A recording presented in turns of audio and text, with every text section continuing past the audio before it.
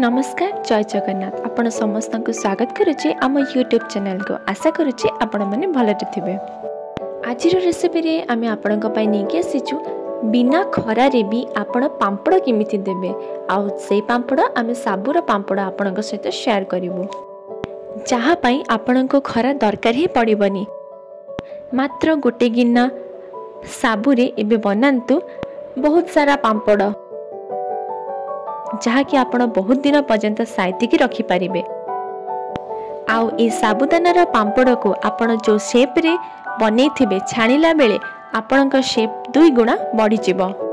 ताहले वीडियो को आरंभ करबा आगर जदि चैनल रे नुआ करी विजिट करथबे ताले तळे दियथबा बेल आइकन को प्रेस करके चैनल टी को सब्सक्राइब कर नियंतु। आ जदि वीडियो टी भले लागे ताले लाइक करंतु शेयर करंतु। एठी आपण देखि पारुथबे आमे गोटे गिना साबु नेइछु तापरे ताको आमे भल भाबे धोई के सफा कर दबा। टिके धोई ही साला परे तापरे आमे एठी जेतिकी गिना आमे साबु नेइथिबु सेतिकी गिनार एठी आमे गरम पानी पकेबा। एठी आमे साबु को इंस्टेंट भिजेबा पई आमे एठी गरम पानी को व्यवहार करिछु। जदि आपनक पाखरे समय बेसी थिबो ताले आपण ताकू भिजेकी 4-5 घंटा पर्यंत रखि पारिबे। पाखापाखि 15 ରୁ 20 मिनिट भिजिबा परे एठी आपण देखि पारुथबे आम साबु गुडा को भल भाबे भिजी सारी छे।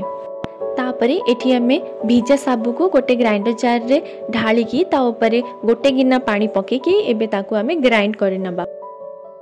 एठी आपण देखि पारुथबे आमे ग्राइंड करि के साबु को रेडी कर दिछंती। एठी आपण देखि पारुथबे हम टेक्सचर को ना बेसी पतला हेछि ना बेसी गाढ़ हेछि। एबे गोटे कड़ाई रे से पेस्ट को ढाली दबा। ढाली सारला परे एबे ग्राइंडर रे जति की बंची गला सेतिरा आ गोटे गिना पानी देकी से पानी को भी या ऊपर एबे ढाली दबा। तापरे एबे आमे आउ 2 गिना पानी ढालिबा। एबे हमर टोटल हे गला 4 गिना रो पानी एबे आमे एठी ढाली सारलेनी। आउ जदी परे हमको पानी दरकार हबो सेटा आमे परे देखि की दबा। एबे चलंतु पानी रे पेस्ट को भलो भाबे मिसै की ताकू फुटे दबा।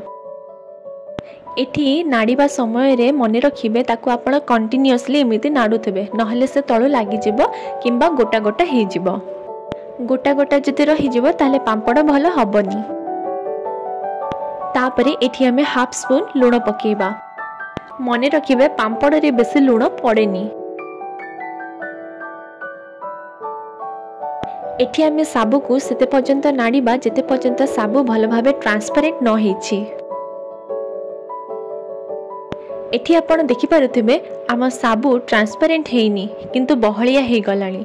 सेथि लागि एठी हमको आउ पानी देबा को पड़िबो। सेथि पई एठी हमें आउ गोटे गिना पानी दबा।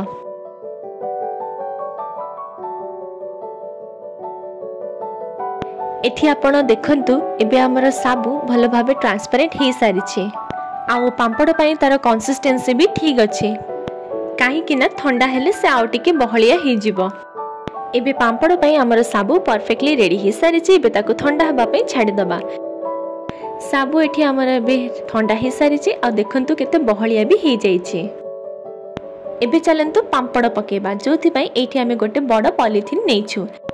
सेई पॉलिथिन ऊपरे एबे हमें पांपड़ पकेबा।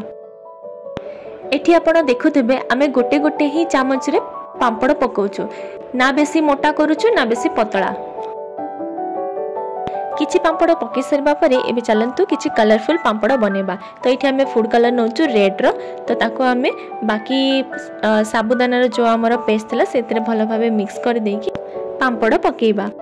तो एठी तो हम पाखरे रेड कलर ही थिला आपनक पाखरे जदी बाकी कलर्स थिबो ताले आपन ताको पकेकी कलरफुल पांपड़ बनै पारिबे। एठी तो हमें पांपड़ को फैन तले सुखैछु सेति लागि हमको 2 दिन लागि गला। जदी आपण खरे रे सुखेबे ताहले गोटे दिन रे ही पांपड़ सुखी जिवो। एबे एठी हमर 2 कलर पांपड़ रेडी हे सारी छी। एठी आपण देखि पारुथबे हम पांपड़ केते ट्रांसपेरेंट हेचे पूरा आर पार देखा जाउ छी। तो एबे हमर पांपड़ रेडी हे सारी छी। चलंतु एबे ताको हमें छान नबा। एठी एबे हमर तेल गरम हे की थिला तो ता ऊपर एबे हमें हमर पांपड़ को पके की ताको छानी नबा। तो एठी आपण देखिले तो पांपड़र शेप केमिति थिला आउ ताको छानिला परे ता शेप केते बड़ बड़ हे गला। सो फाइनली एबे हमर साबुदानार पांपड़ बिना खरारे प्रस्तुत हो सारी देखिपुंट केते क्रंची भी देखा जाउछि। ताहले आशा करुच्ची वीडियोटी आपको भल लगी जदि भल लगी लाइक शेयर सब्सक्राइब करने को भूलिए नहीं आ या निश्चिंत घरे थरे ट्राई करके देखंतु। पुणी थे देखा गोटे नुआ वीडियो नुआ ब्लॉग सहित। जय जगन्नाथ।